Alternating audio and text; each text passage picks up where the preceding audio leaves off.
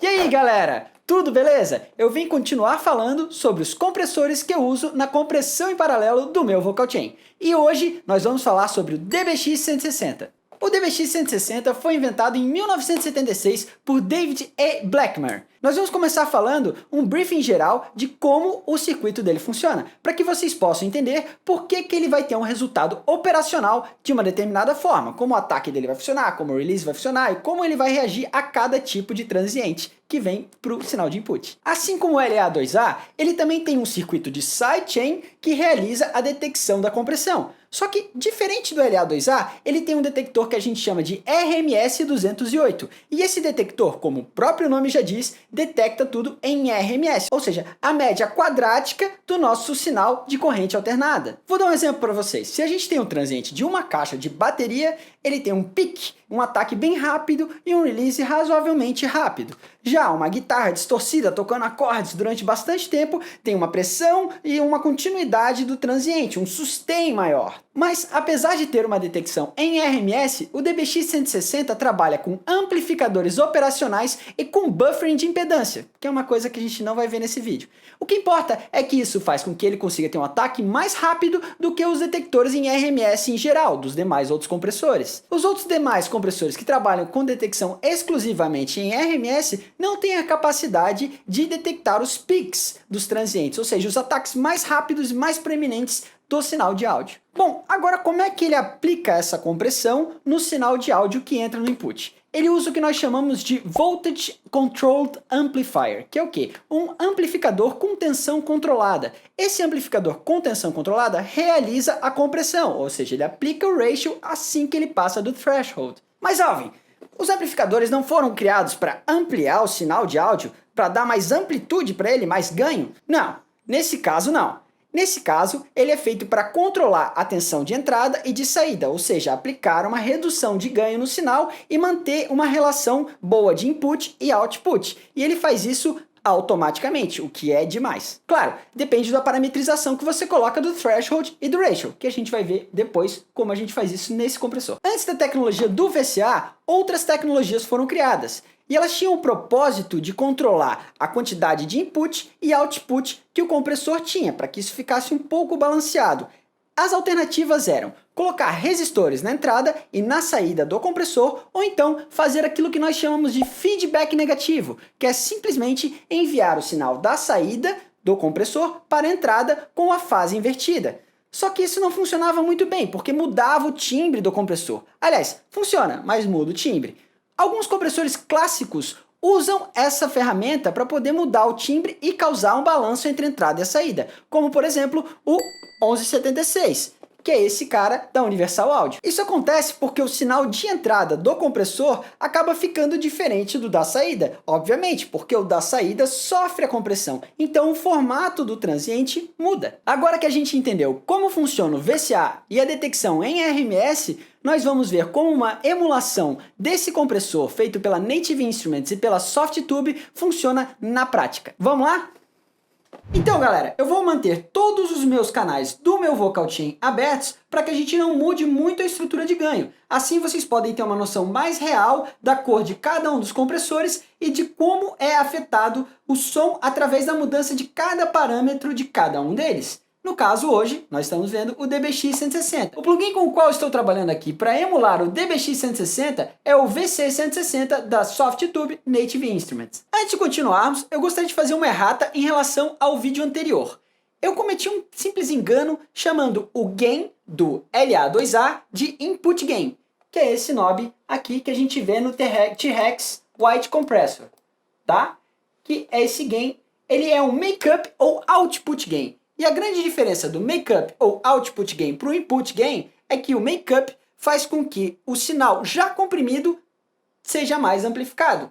Já se a gente amplificar o input gain, a gente vai mandar mais sinal para a célula de compressão e para a célula de detecção do compressor e ele vai comprimir mais.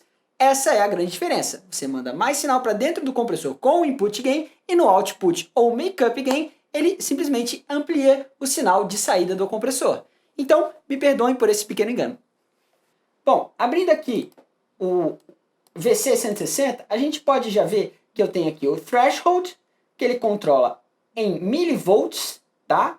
Ou volts, no caso vai de 10 milivolts, que é 0,01 volts, até 3 volts. Isso significa que ele vai controlar pelo nível de tensão de entrada do compressor. Por que ele tem esse range tão grande? Porque ele aceita diferentes sinais e você tem como manipular a impedância da interface analógica, propriamente dita, de acordo com a parametrização de alguns knobs na parte de trás, uns parafusinhos que você vai regulando e você tem como regular a impedância de entrada do próprio compressor. Já aqui no nosso plugin isso não faz diferença, porque na verdade eu estou trabalhando com dBFS, eu já estou trabalhando com ele digital, então tanto faz. Esse knob regula o threshold em milivolts e volts, e esse aqui a compressão, ou seja, esse knob compression, ele regula o ratio do meu compressor. Só que esse ratio do compressor, ele não atua de uma forma tão linear. Não é porque você colocou ali no 4 que ele vai manter sempre 4. Isso varia por conta daquela tecnologia do VCA que a gente falou antes, né? Do Voltage Controlled Amplifier. Ele faz com que ele consiga entender a quantidade de sinal que entra, que o threshold detecta, e variar o nível de compressão um pouquinho dentro desse range e aproximando ele ao ratio que nós colocamos aqui. Já aqui no Output Gain, eu já falei para vocês antes, é simplesmente um Output Gain, ou seja, o ganho de saída do compressor. Mas Alvin, cadê o ataque e release, ou o time constant desse compressor? Ele não tem um knob e não tem como presetar o ataque e release. O ataque vai de acordo com a quantidade de sinal que vem para o input. Então, dependendo da redução de ganho que ele aplica, ele vai ter um ataque mais rápido ou mais lento. Aqui, em 10 dB de redução de ganho, porque vocês podem ver que aqui nesse V1 meter, eu estou selecionando o GR, que significa Gain Reduction. Então, quando ele chega aqui em 10 dB de redução de ganho, ele aplica 15 milissegundos de ataque, ou seja, demora 15 milissegundos para que ele chegue no ponto da compressão e atinja o ratio dele, tá? Já aqui, em menos 20 dB, ou seja, em 20 dB de redução de ganho, ele aplica um ataque de 5 milissegundos. E já em 30 dB de redução de ganho, ele aplica um ataque de 3 milissegundos, já bem mais rápido. Ou seja, quanto maior a redução de ganho, mais rápido o ataque dele. E a redução de ganho depende da quantidade de sinal que eu coloco no input. Aqui eu não tenho nenhum controle para o meu input. O único controle para o input é o próprio sinal, ou seja, a origem dele. Se tem algum pré-amplificador, é um sinal de linha, ou se está vindo direto de um instrumento ou direto de uma voz. Como aqui eu estou trabalhando dentro do computador, não faz diferença novamente. Estou trabalhando com dBFS já convertido para nível de linha. Bom, além desses parâmetros, ele também tem aqui, no caso desse plugin, especificamente, porque a versão original ela é simplesmente assim, né?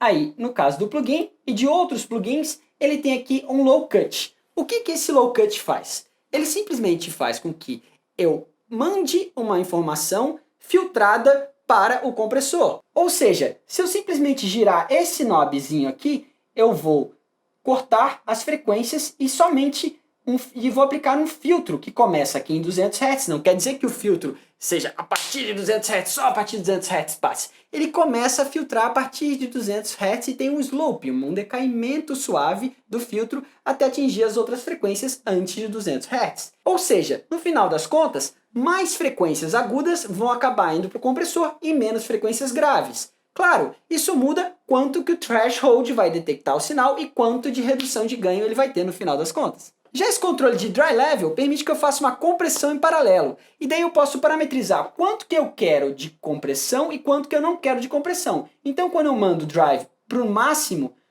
ele não comprime nada. E quando ele está para a esquerda, ele fica como a gente chama wet, ou seja, totalmente comprimido. Todo o sinal é comprimido. Então eu posso balancear e saber quanto que o meu sinal é comprimido e quanto que não é comprimido e sai pelo mesmo canal.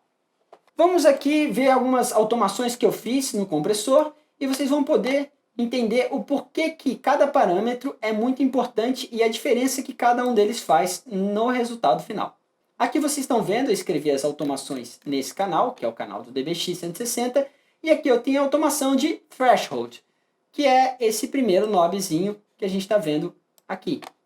Tá? Então acompanhem como afeta o som quando eu mexo o threshold. Me deixa devagar, Preciso te ver partir pra acreditar que será sim. Me acostumar te ver me dizendo tchau sem querer partir. Não é simples assim.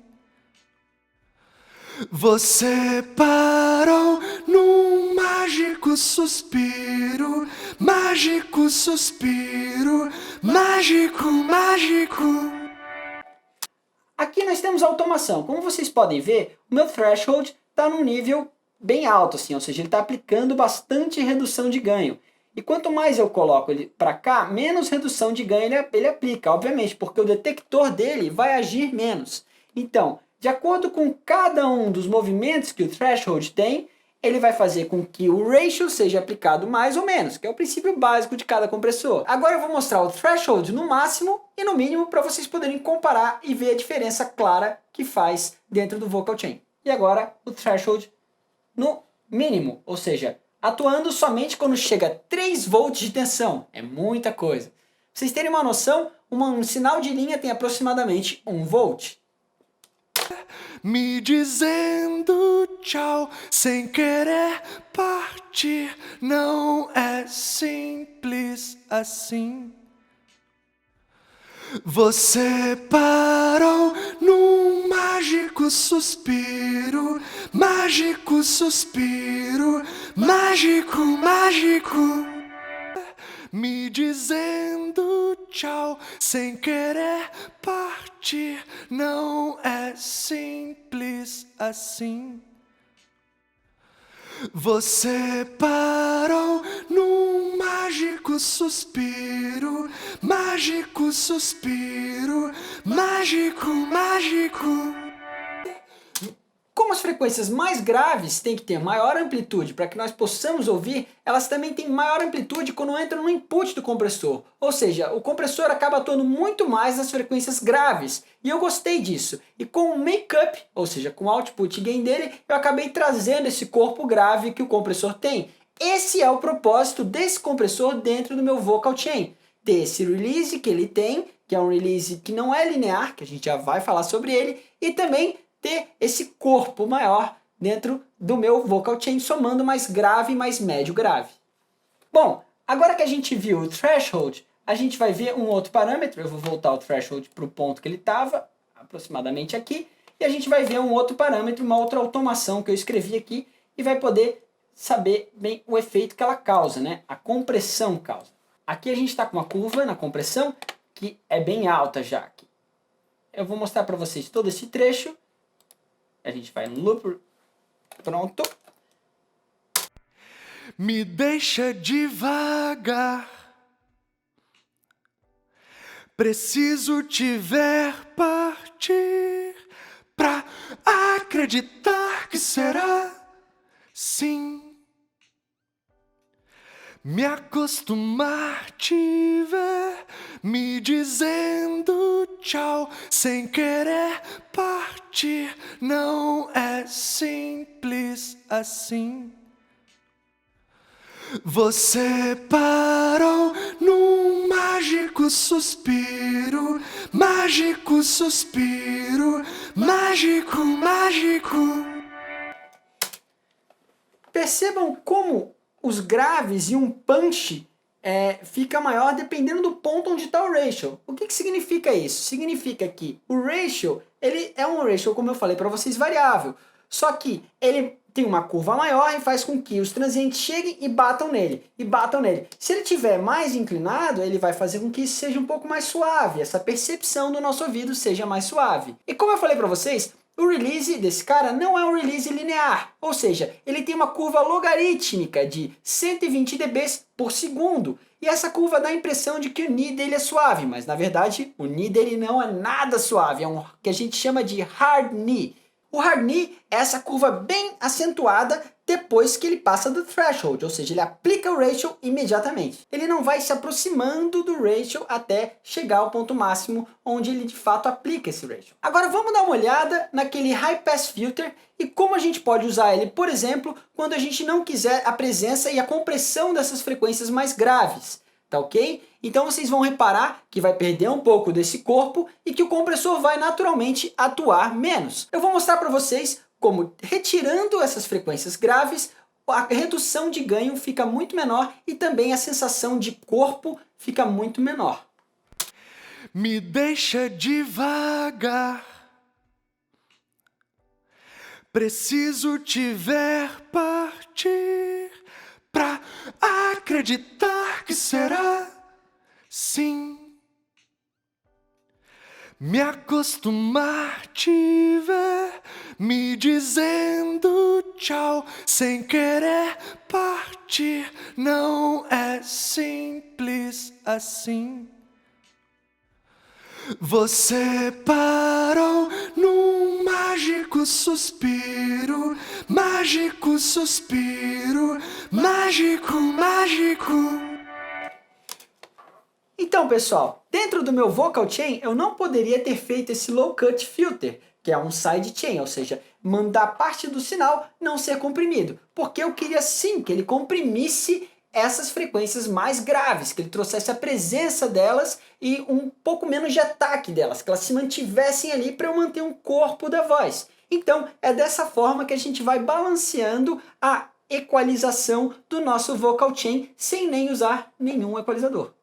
Então galera, espero que vocês tenham entendido como vocês podem usar essa ferramenta. Ela é muito útil em diversas partes do seu chain. Se vocês entenderam como ele funciona, vocês são capazes de usar ele em diferentes lugares do seu chain. Isso facilita muito, porque vocês sabem qual tipo de informação que está vindo para vocês, se é um transiente mais rápido, mais lento, ou se vocês querem uma compressão mais smooth ou mais rápida com o hard knee, que é o caso do nosso DBX 160. Não esqueçam, não confundam o release dele lento, gradativo, com uma curva logarítmica, com soft knee. Ele não tem soft knee, o knee dele é um hard knee, ou seja, automaticamente quando ele passa do threshold, ele já aplica a compressão. É isso aí então galera, espero que vocês tenham gostado do vídeo. Se vocês gostaram, deem um like aqui e confiram o nosso blog, que tem várias informações, todos esses vídeos e também um texto explicativo detalhado sobre cada um dos compressores que nós estamos vendo até aqui. Se vocês perderam a explicação dos primeiros vídeos, onde eu mostro como eu uso o meu vocal chain, e também no vídeo anterior a esse, que mostra como eu usei o LA2A,